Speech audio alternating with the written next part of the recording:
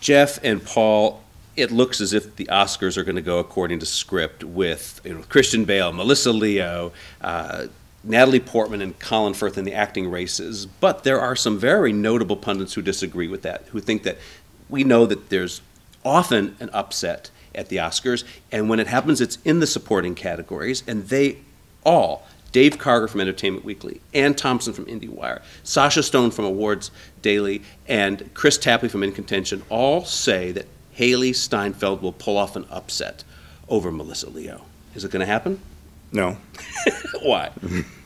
Because I don't think that Hailee Steinfeld is miraculous enough in the role. She doesn't reset the bar as far as great supporting actress level acting. She's a really good, plucky, robust personality who really knows what she's doing for her age. But she's not that good. She's good. She's good. But I just think Melissa Leo is frankly my choice for Best Supporting Actress would be Amy Adams, because I liked her more in the Fighter, and she's more the loyal. I liked her character. We do vote for the character. It's not just, oh wow, what great shots. So what you're saying, in other words, that these guys feel that Hailee Steinfeld has the best character. They like her the most of all. Well, I think we're all looking around for what could the upset be if there's going to be one. And since it tends to come in supporting races, Christian Bale looks like a lock. Or no, Paul? Do you think that's where the upset could happen? Well, it's interesting. I sort of went back and looking back, and there's only been 7 times in the 74 years where they've given out the supporting awards as well as the lead awards, where both of them went to somebody from the same film. And so the last time was Diane Wiest and Michael Caine with Hannah and Her Sisters back in 1986. So you think, well, I mean, the numbers aren't particularly favoring the idea that they'll check the Fighter twice in those supporting categories. And I think somebody like Hailee Steinfeld, I mean, really is the lead of the film.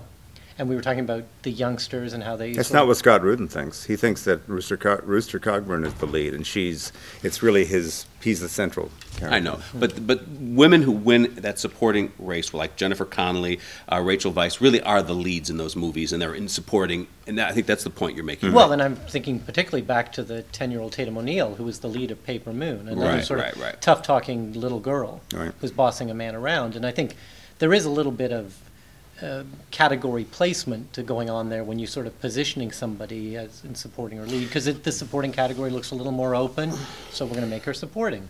So if I were an Academy person and I were just voting my heart, just what I like, I love Jeffrey Rush's deep baritone voice so much, and I remember watching the King's Speech a second time at the Ziegfeld with those wonderful subwoofers they have in the theater, and I thought, man, I love listening to this guy talk. So if people think like that, maybe he could win Best Supporting Actor, because he's really got that wonderful... Especially if there's this King's Speech bandwagon, he could go along for the ride. But on the other hand, I think if you're an Academy voter and you've got your ballot here, and you're not going to vote for one of the frontrunners, Melissa Lee or Christian Bale, you almost have to vote for Christian Bale. He's so due. It's just like his moment. He's never been, I mean, I think people are surprised to find out this is his first nomination. Yeah.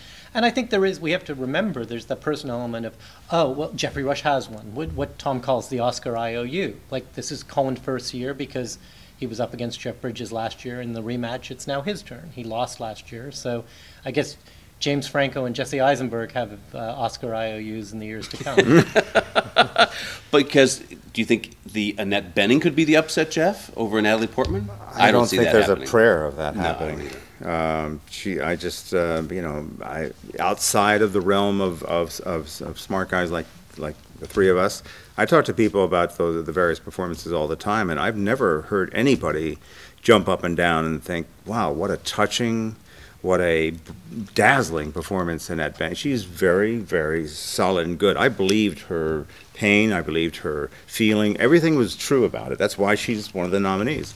But I've never talked to anybody who's ever done cartwheels about it. She's not, And it's so interesting with the Annette Bening and the overdue element. And she has 3 nominations. Her co-star, who was not nominated, Julianne Moore, has 4 nominations. That's right, and never losing won. nominations. And I think a lot of people feel like each of them gave half of a whole performance, that they're so tied together in that film that it's not one or the other, it's both. You know what the cartwheel performance for Annette Bening is in Mother and Child? Remember? I mean, that was really, really good. Yeah. And I thought it was the first screener that came out this year, so it should have caught their attention. Yeah. How much do you think something like Annette Bening's sort of reluctance to beat that up campaigning that openly. Do you think that that hurts? Only just recently. Well, she's, she just did Santa Barbara, but she didn't do a lot of press.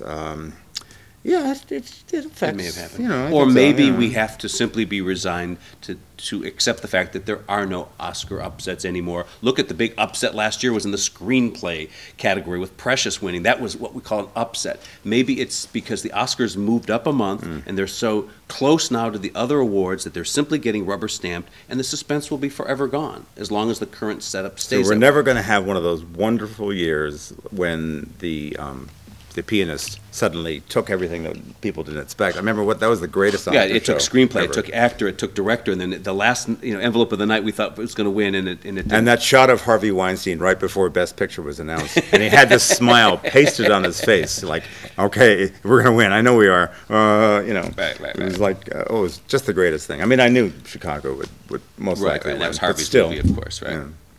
So Are we ever going to have surprises again, Paul? Oh, absolutely. I think that, because the mistake that I think people make is presuming that they know how these 700 people are going to vote. And Right. We just got a painful lesson in the fact that we do not know how they're going to vote in the past 2 weeks.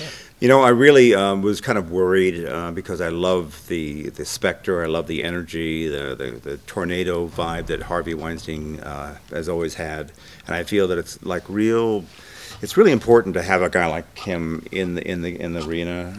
I think that he's done a lot of amazing things. I really admire him in so many ways. So I'm kind of glad on the level that if the King's Speech wins, he will be strengthened, emboldened. It'll up the stock of his company. He'll be in a better place, and I feel okay about that. Yeah, yeah.